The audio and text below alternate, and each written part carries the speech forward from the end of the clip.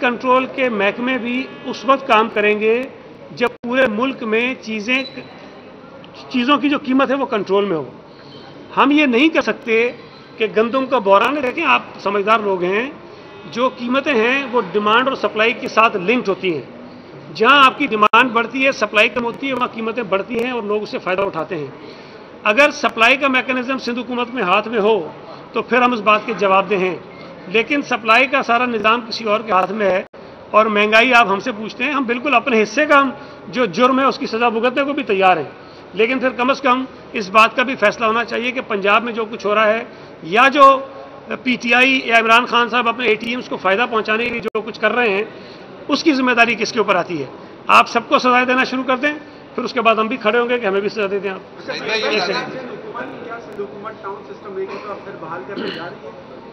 देखें, अभी मैंने आपको कहा कि हम इस पर कंसल्टेशन कर रहे हैं।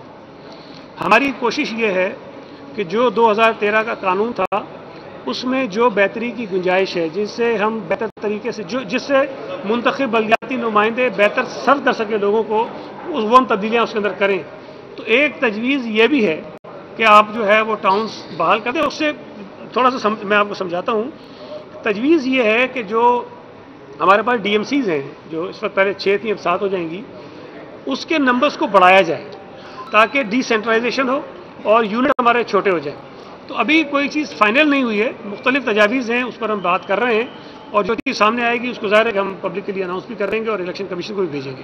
ये बता दीजिएगा, ये शुगर का जो मैटर है, सिंध में कितनी शुगर मिल्स ने क्रशिंग शुरू कर दी है और कब से ये काम का आगाज़ हो रहा है और चीनी की क्रशिंग का सिलसिला कब से शुरू हो रहा है? देखिए, सिंध हुकूमत ने जो तारीख रखी थी क्रशिंग की वो 15 नवंबर है और मैं ये बात बता दूं कि 15 नवंबर का मतलब ये है कि 15 नवंबर तक तमाम शुगर मिल्स को क्रशिंग शुरू कर देनी है। वो आगाज़ की तारीख नहीं है, वो तमाम क्रशिंग शुरू कर देने की तारीख है।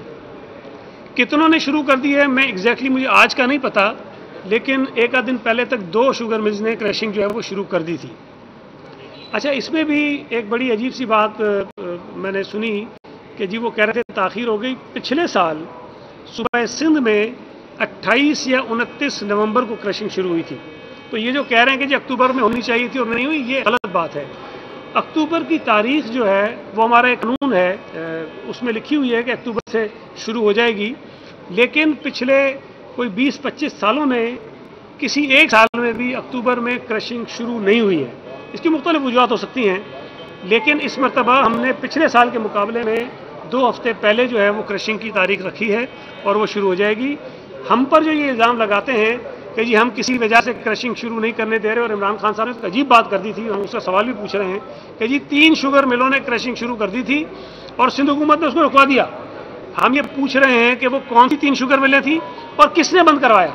हमें ये पता चले कि अगर किसी ने ज़बरदस्ती उन मिलों पर दबाव डाल के बंद करवाया ताकि हम उनके खिलाफ कार्रवाई कर सकें। मुझे ये बात बड़ी दुख के साथ कहनी पड़ती है कि हमारा वज़ीर-ए-आज़म हमेशा इतनी गैर जिम्मेदाराना बात करता है।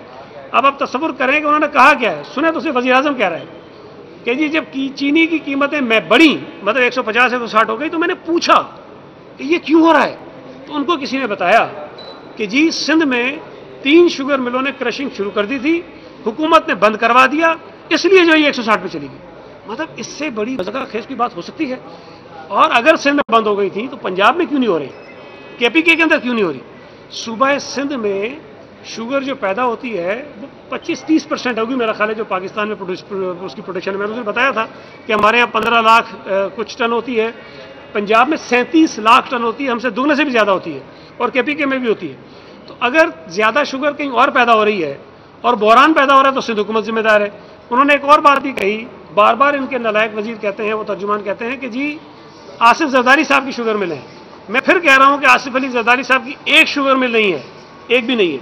दूसरा, ओमनी ग्रुप के जिसको ये हमसे नत्थी कर देते हैं, ओमनी ग्रुप की जितनी शुगर मिले हैं उनके अकाउंट बंद हैं, वो तो प्रोडक्शन कर ही नहीं है उतनी जितनी उनकी कैपेसिटी है। तो सूबा सिंध में जो बड़ी शुगर मिले हैं जिनके पास प्रोडक्शन कैपेसिटी ज़्यादा है वो पीटीआई के रहनुमाओं की हैं या उनके इत्तेहादियों की।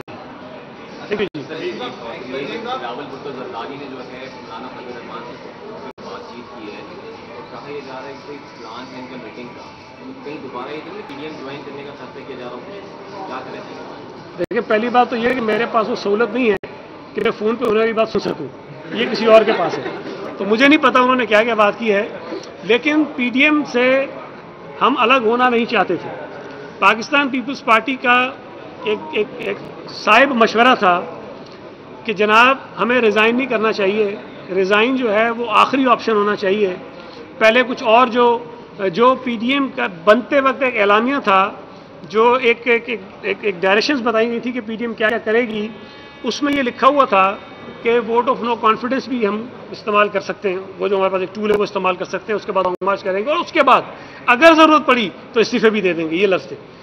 اب پی ڈی ایم کی کچھ جماعتوں نے کوشش کی کہ پیپلز پارٹی پر دباؤ ڈال کر ان کو ریزائن کروا دیں۔ ہم نے یہ مناسب سمجھا کہ بھائی یہ طریقہ مناسب نہیں ہے، اگر ہم ریزائن کر دیتے ہیں اور حکومت نہیں جاتی اس کے بعد اگلا اقدام کیا ہوگا، تو کوئی اطمینان بخش جواب نہیں تھا۔ لہذا پاکستان پیپلز پارٹی نے تجویز دی کہ جو پہلے فیصلہ ہوا ہے کہ ووٹ آف نو کانفیڈنس ہم استعمال کریں گے، جو ایک آئینی ایک ہمارے پاس طریقہ کار ہے، ہم استعمال کریں، اور اگر وہ نہیں ہوتا تو اس کے بعد آگے بڑھیں۔ لیکن وہ بات نہیں مانی گئی، یہ کہا گیا کہ ریزائن کیجیے، ہم نے نہیں کیا، Peoples Party P D M سے الگ ہو گئی۔ لیکن جو جماعتیں استعفیٰ دینے کی بات کر رہی تھیں آج تک انہوں نے استعفیٰ نہیں دیا، جو جماعتیں لانگ مارچ کرنے کی بات کر رہی تھیں انہوں نے آج تک لانگ مارچ نہیں کیا، کر وہ وہی رہے ہیں جو پیپلز پارٹی کہہ رہی تھی، لیکن یہ کہ الگ الگ ہو گئے۔ تو اس کا فائدہ جو ہے وہ وفاقی حکومت کو ہوا ہے اور اس کا نقصان اس ملک کے لوگوں کو ہوا ہے۔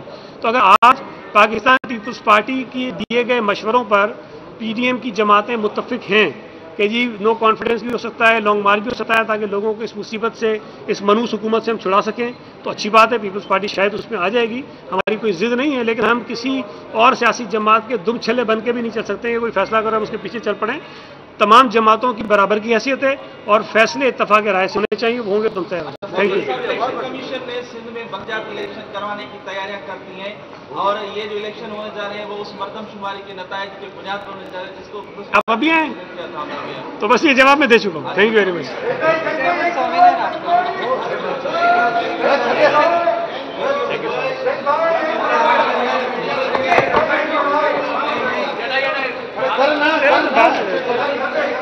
تمہارا رپورٹر بھی نہیں آتا ہے۔